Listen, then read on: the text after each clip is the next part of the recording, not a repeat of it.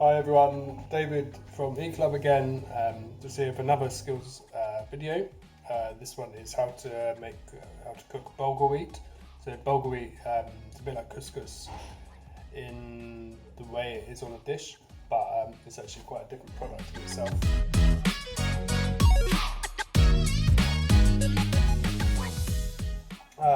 So Bulgur is a type of wheat, and it's sort of cracked into little tiny little bits, and that's what makes it a little bit like couscous.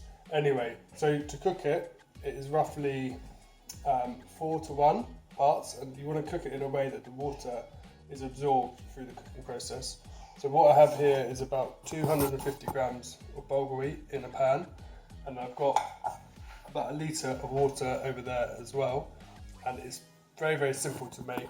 You just like rice or pasta, you just put the boiling water on top, put a lid on, and you cook it for about 15 minutes, and then at the end it should be soft but not like overcooked so it's all mushy.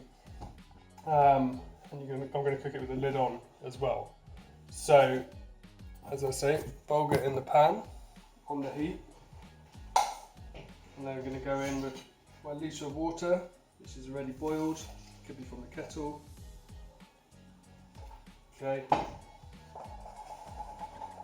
and I've just sort of covered it by about that much, so kind of like half an inch to 2/3 of an inch. Look at the lid on.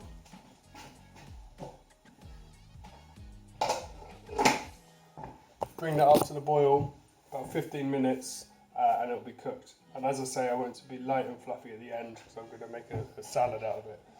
So yeah, that's quite a simple one, how to cook Bulgur wheat. See you next time.